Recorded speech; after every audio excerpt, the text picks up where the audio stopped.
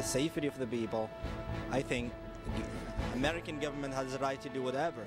There's laws in place, they need to be enforced. Every year, my insurance payments, my premiums go up. Something's got to be done because there's a lot of people running around without health care. Obviously, there's a lot of debate as to whether illegal aliens are a positive influence on this economy. It's hard for us to afford everything the way it is, and then for us to have all kinds of other people to support. But we are a country of the free, and so I think we have to be very open-minded. I just think proper education, learning the right things. When I look on television and I see 3 separate shooting incidents, I think they need to get tough with it. Straighten out the politicians. Keep to their word, and to be honest, I think that's important. They make a lot of decisions which sort of impact my life, impact the children's lives. I think it's an obligation to vote. I think we all need to do that.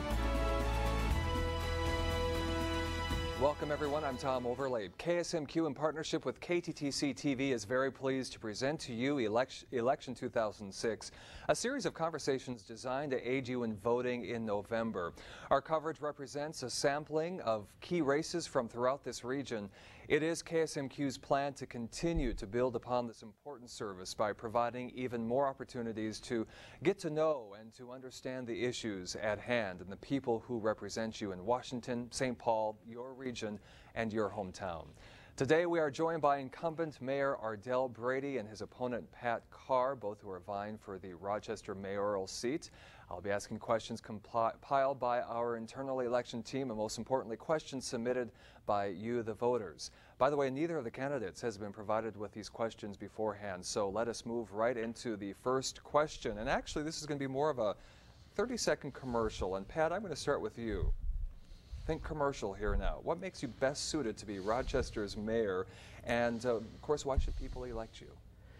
Well, as a 30-second commercial, I'd say, you know, I've been college educated. Back in 1980, I was teaching junior high school in the daytime. I was teaching junior college at night. I was attending Harvard University, and I just to make more money, I ended up going self-employed in the early 80s, and I've done a great many things, and I've gathered a tremendous amount of experience over the last 25 years of self-employment, 23 to 25, and it's the kind of thing we always have to, when you're self-employed, you wake up unemployed every day, and you've always got to make the checkbook balance. So I'm sort of a nuts and bolts, brass tacks, get down to business kind of guy, and you know, the checks can't bounce, and so and you want to bring that knowledge and wisdom to as mayor of Rochester. To city government, All yes. right.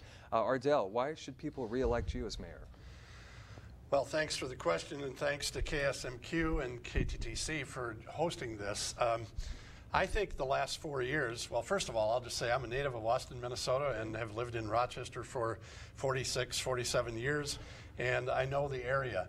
And I think the last 4 years, as I've been the mayor of Rochester, and it's been a privilege to serve, I think my approach to being the mayor is something that the people of Rochester have endorsed, I believe, and I just want to be able to do that again for another 4 years. I've been approachable, accessible. I have paid attention to the diversity that our community has, and want Rochester to continue to be an inclusive and welcoming community. Ardell, your opponent Pat Carr has stressed reform in the city government. Do you believe that reform is necessary? I don't know if it's necessary, but certainly reform is always, I think, should be on the table to look at how I would call it continuous improvement. How could we do things better? And I think this past year when we had a consultant that came in and worked with the council and with the department heads to how do we put the budget together. We've had the departments come to the council committee of the whole meetings to explain what they do, what their mission is, and their goals, and how that affects their budgets. And it's an opportunity for the council then to interact before we get the budget at this time of the year. Pat, what aspects of Rochester would you want to really look at, take a close look at as mayor? I know we've talked in the past about strengthening the mayor's role. Is this something that you really want to pursue? Absolutely. I would like the mayor and the council to be much stronger. Right now, they more or less just bless the finished product that the administration gives us. And as far as your question goes, where would I like to go with Rochester? What would I like to do? I'd like to, we spend a lot of money on having experts do studies for us. I'd like to bring in a constant flow of interns into every department possible into the city. Let them develop, get some experience, and have some extra help around there at all times. And anytime we do studies, I'd like to turn them over to graduate students like at the U in the various fields and have them do the studies if at all possible, especially if there's no urgency for the studies. As mayor of Rochester, is that position, Ardell, more than ceremonial? Absolutely. Why? It's certainly the ambassadorship, I would call it, not ceremonial, is an important component, and it may occupy more than 50% of the time. But the ability to persuade both staff and council members, the appointment process, and I say appointment, and I have to put it in quotes because as mayor, I interview people and recommend really people for various boards and committees that the city has. And I'd like to point out one of the most recent ones is for our park board. And the charter allows the park board to really be the one that will be selecting the next department supervisor. And one of the person that I did select, interviewing 12 people, was someone that had a stronger environmental view, and we didn't have that on that board. And so as a mayor, that's where there's a great deal of power or influence, if you will, as who do you appoint or recommend to the council, really, because technically it's a recommendation, but I do all the legwork first and get that done. And in that case, that environmentalist, and I'm sure she doesn't want to be just labeled that way, but one of the interesting things she did, one of her first meetings, might have been the first or second, she questioned what kind of food did we have in the vending machines at the ice arenas, and said, we really don't have much of a healthy choice. And from that, the board decided to ask the vendors to put in more, a healthier type of food, which they're going to do. Now that's an influence that came about because of who I recommended to the council. So it's much more than just cutting ribbons or greeting third grade kids. As important as that is when they come to City Hall to see the mayor and to see what government is all about. Yeah. Pat, your reaction to what the mayor just commented on. Would you ask the question again, Tom? We're just talking about his role. Is it more than ceremonial? What does it take to be a mayor for Rochester? Well, right now it's been more ceremonial, quite frankly, and right now we have a very weak mayor and a very weak council system. And one example of it I can show you. I got an email yesterday. Well, before I go to that, according to the city charter, the mayor and the council are to run the city, and the administrator is chosen by the mayor and council, and he is to be subordinate to the mayor and council. Now I got an email yesterday that was a train of emails, and I have the mayor, and he's asking the city administrator if he can share this information with the council. And so we have the mayor asking the guy that he's supposed to be bossing what to do. And it should be the other way around. And I'm saying there should be at least a check and balance. But according to the charter, the administrator is subordinate to the mayor and council. And at this point, it's completely upside down. You know, the mayor gets about $34,000 a year, and the city administrator gets $138,000 a year. So right now, it's just completely upside down, just as reflected by just a common example of this email from yesterday. We have a lot of other issues I want to tackle, but I want to give you 30 seconds to respond to what Pat. Well, I would just say that as a business, I would view the council and the mayor as being the board, and the CEO is the administrator. And most businesses successful have a board where there is a chairman of the board, and I would say that would probably be the mayor in this case, and the CEO is Stephen Quenville, the administrator, and it works quite well, and I think it works quite well for the city of Rochester as well. In this portion of our conversation, we're allowing the candidates to pose questions to their opponent, and Mayor Ardell, I'd like for you to ask a question of your opponent, Pat. Okay, well, Pat, in the recent Post-Bulletin editorial, you reportedly said that you would only be the mayor for 2 years and then run again for your ward position. And I'm just kind of wondering what your, if you could explain your thinking, because it is a 4-year term. Well, I was talking with regard to that.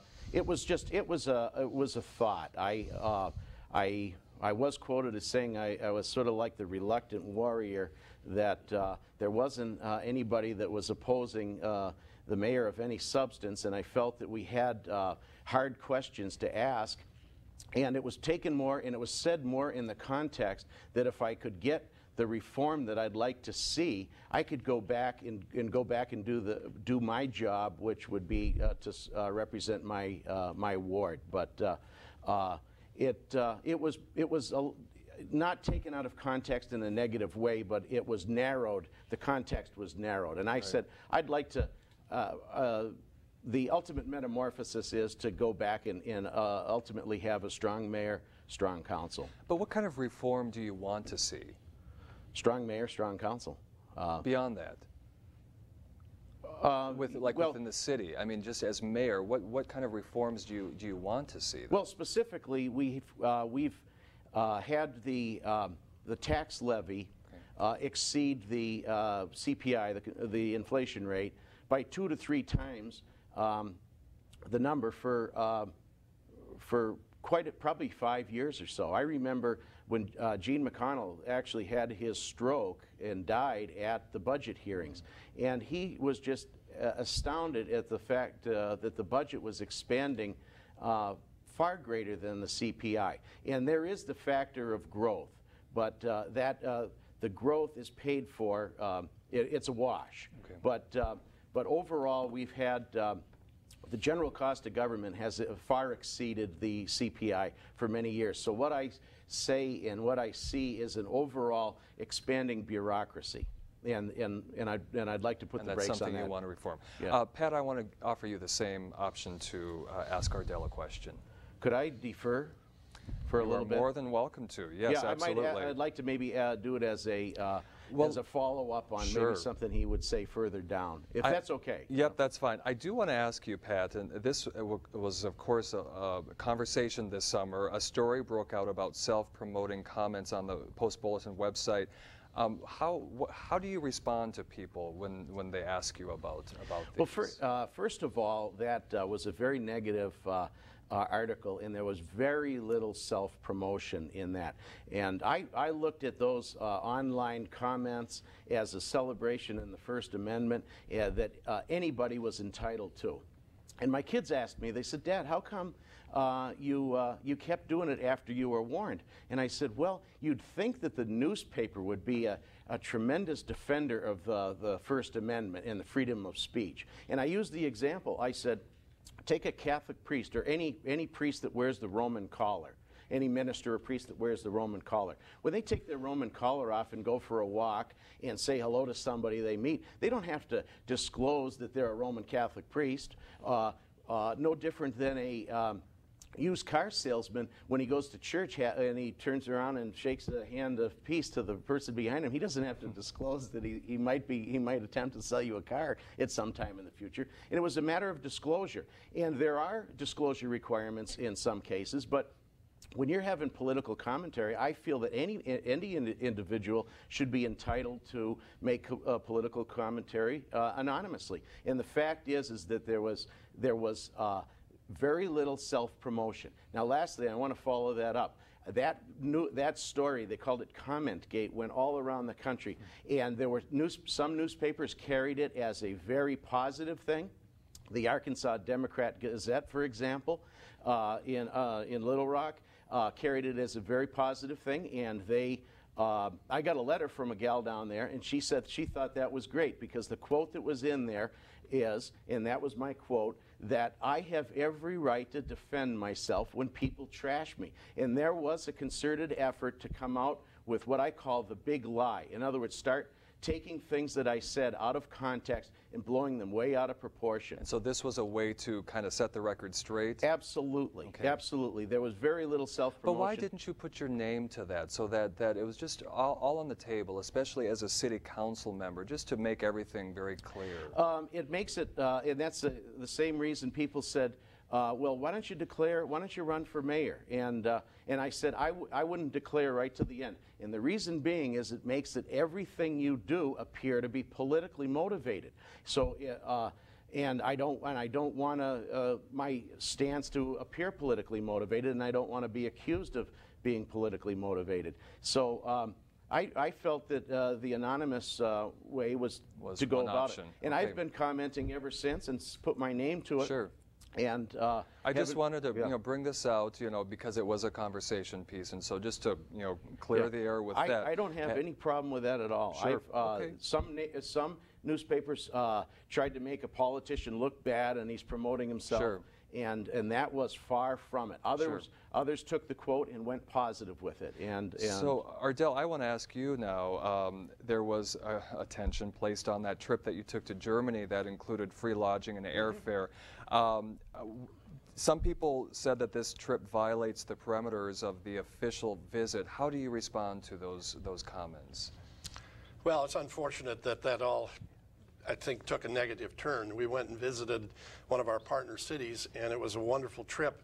And frankly, having been a part of other trips, not the leader of trips, I knew when the tour agent came to us and said, well, as the leader of the trip, there's usually your airfare and hotel is not paid for by the other members going, but the hotels themselves give a free room.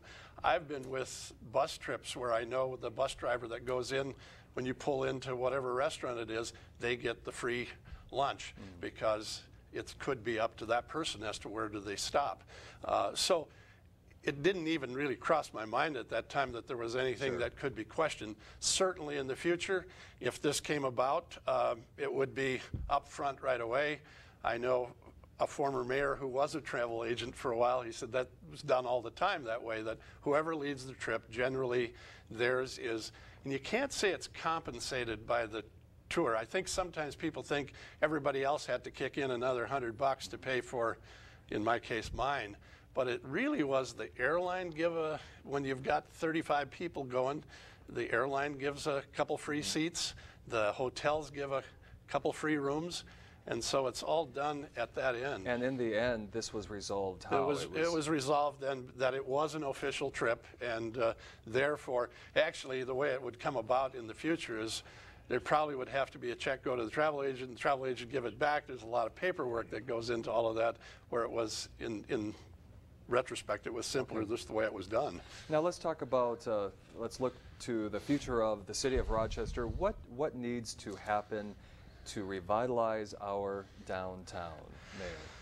Well, I think there's a lot of things that are on the board, and they're certainly beyond the dream stage. We did have a consultant come in and give us a lot of ideas, but when you think about the genomics partnership with the University of Minnesota and Mayo Clinic, the expanded University of Minnesota presence in Rochester, and it looks like they would like to be obviously downtown, located near Mayo Clinic, so that faculty could be physicians that could move back and forth more easily. The urban village, and we've just had another proposal come in. We were disappointed that your old location was it didn't work out. There was a plan that came, but there's another one that's coming in that thinks they might have something that would be for both student housing and others. The Avenue of the Arts, which I'm very proud of that is going, and they just put up the banners the other day that help kind of identify that a little bit more and how the whole arts community is coming together. And the expanded Peace Plaza, I can't get past that. We've got one block, it's going to be 2 blocks, and it's going to be fantastic. That will be a destination where when you have visitors coming to town, it's going to be come on down, you got to see this. And so I think all of those things together, they're beyond just dreaming about them. They are real, and they will happen in the next probably 2 to 4 years. Some exciting things yes, to look it is, forward to. very much so. Pat, downtown. I'm all for the gentrification of downtown done reasonably and so forth. I think it's great. I think that it's nice that we're turning the Mayo Clinic more into a campus than an assemblage of buildings separated by streets. I like the campus effect down there. And my only concern is that when we're doing the urban renewal, and this eventually falls into the category of residential too, that one area of town doesn't get all of the money and the other ones get neglected, and that's what I've seen. There's been almost a dozen houses that were done over, a lot of it with government money, in the Kutzke Park area, which is right around surrounding the clinic, and there was only 2 over in Southeast and 2 in Northeast. So I want it spread around equally so that we're not gentrifying one area and then turning the ghetto over to on the other side of the river or the other side of the tracks. And if I may, I wouldn't mind following up on the Germany question. All right, go ahead. Sure. I would like to make some comments and then follow it up. I'll ask the mayor to comment as my question. And I don't want it to sound like a speech, but I basically disagree with a lot of what was said there. And first of all, the City of Rochester Code of Ethics is very specific, and they say, do nothing that would have any appearance of impropriety. And we are always told, disclosure, disclosure, disclosure. Now, this is somewhat hearsay evidence, but I have 2 people that told me that the mayor was quoted as saying on the radio that and I'm quoting here, we all paid our own way. But so that's hearsay. But I did sit in the council meeting when the mayor sat on his hands while another council member said, we all paid our own way. That was an opportunity for him to disclose that. And now, actually, I do have so many other things I want to tackle, but do you want to respond to that? No response at this point, no. Okay, all right. Would you be okay if we moved on to D&E? Just another okay, quick, 20 more seconds. And with regard to that, I called it the proclamation. It was a get out of jail free pass, and it was a violation of the open meeting law because they didn't hand me the documents that they had in hand. I didn't see that proclamation until 10 seconds before we voted on it, and that's an improper way to conduct business. Okay, and you feel you explained your actions? Well, there was a case again where we have a dinner, the first of the month. That was all explained at the dinner, and Mr. Carr chose not to come to the dinner. All right. So I want to get on to some other issues. Actually, no. Let's move on to DM&E. Obviously, are both of you opposed to the expansion of DM&E through Rochester? Let me start with that. Pat, are you opposed to that? Well, it wouldn't matter if I was opposed or not, because the government has, the railroad has tremendous power. They built the country, and they're going to come through. That low sulfur coal is going to benefit 50 to 100 million people in the Ohio Valley, Pennsylvania, the Northeast corridor, the entire megalopolis from Washington up to Boston, New York. And there's a tremendous benefit for a tremendous number of people. So my opinion doesn't even matter.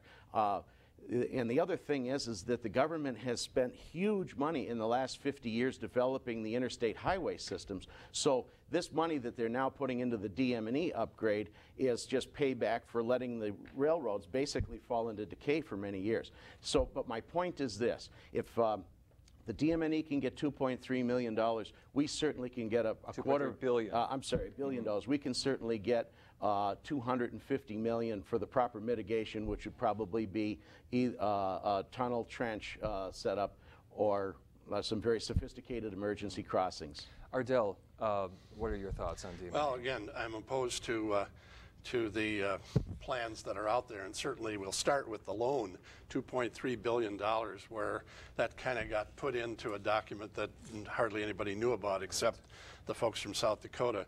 So that's been the approach, is if we can't come to terms with any kind of mitigation. And I want to say that back 3.5 years ago, when I was first mayor, I attempted to meet with Mr. Schieffer. I had never met with him, and I thought people could rightfully say, well, Mr. Mayor, what are you doing to try and resolve this?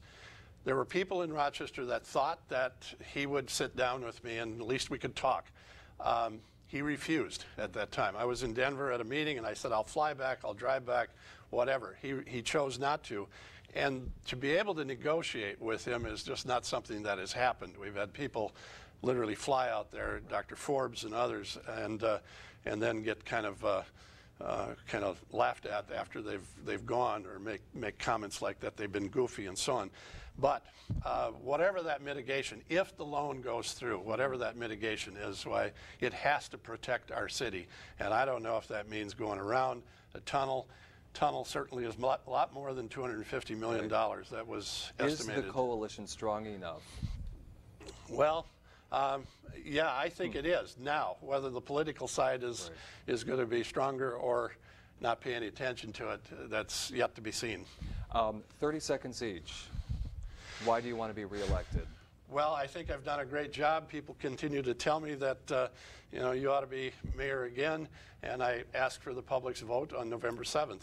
All right, thank you, Mayor Ardell Brede and Pat Carr. 30 seconds. Why do you want to be mayor? I can say it in 15. There's an entire vacuum of leadership, and there's absolutely no checks and balances. We need some strong leadership. We need to have more debate. We need to hear the pros and cons, and that's better government. Okay. And do you feel that you get that debate and conversation as a member of the City Council right now? Absolutely. I've made a number of changes. Even though I've lost on many issues, the process has been straightened out much better than when it originally was. Everything before was a fait accompli. It was a finished package, hand-delivered to you, and all we did was bless it. All right. Well, I wish you both the best on these final days before November 7th. And thank you so much for being part of our conversation. And, voting, of course, is one of the key ways that you can stay actively involved in this decision-making process. We encourage you to exercise this right. Of course, Election Day is November 7th, and there is more great programming coming up on KSMQ. For KSMQ and KTTC TV, I'm Tom Overlay.